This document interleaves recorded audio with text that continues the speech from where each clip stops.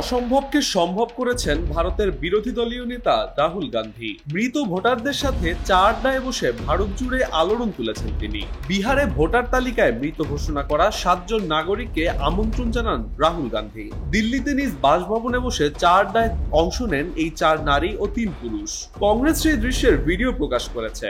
রাহুলও এক্সে এক পোস্টে লেখেন, জীবনে কখনো মৃত ব্যক্তিদের সঙ্গে চা খাওয়ার সুযোগ হয়নি। এই অভিজ্ঞতার জন্য নির্বাচন কমিশনকে ধন্যবাদ। রাহুলের এক্স হ্যান্ডেলে প্রকাশিত ভিডিওতে দেখা যায় রাহুল ব্যক্তিগতভাবে অতিথিদের চা পরিবেশন করছেন, তাদের পাশে বসে আলাপ করছেন। আলোচনা শুরুতে রাহুল সরাসরি প্রশ্ন করেন তারা বেঁচে আছেন কিনা।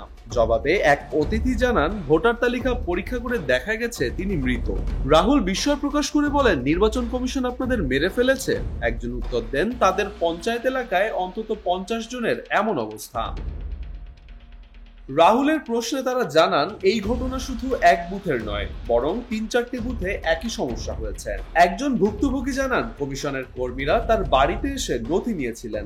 আধার কার্ড, ব্যাংকের পাসবইয়ের কপি, ছবি সব দেওয়ার পরও ভোটার তালিকা থেকে তার নাম বাদ গেছে। তাদের অভিযোগ, তেজস্বী যাদবের কেন্দ্র রঘপুরে ইচ্ছাকৃতভাবে এই কাজ হয়েছে, যাতে আরজেডি নেতা নির্বাচনে ক্ষতিগ্রস্ত হন। এর আগে 7 আগস্ট রাহুল গান্ধী এক সংবাদ সম্মেলনে সরাসরি নির্বাচন কমিশনের বিরুদ্ধে ভোট চুরির অভিযোগ এনেছিলেন। তার দাবি, মোদী সরকারকে সুবিধা দিতে ইচ্ছাকৃতভাবে ভোট কারচুপি করেছে ইসি। কমিশন পাল্টা রাহুলের কাছে নথি দাবি করে। এছাড়া হুঁশিয়ারিও দেয়, অভিযোগ প্রমাণে ব্যর্থ হলে দেশবাসীর কাছে ক্ষমা চাইতে হবে রাহুলকে। কর্ণাটকের মুখ্য নির্বাচনী কর্মকর্তা ইতোমধ্যেই তদন্ত প্রক্রিয়া শুরু করেছেন। তবে মৃতদের নিয়ে এই চা আড্ডা যেন রাহুলের অভিযোগের এক জীবন্ত প্রমাণপত্র হিসেবে রূপ নিয়েছে।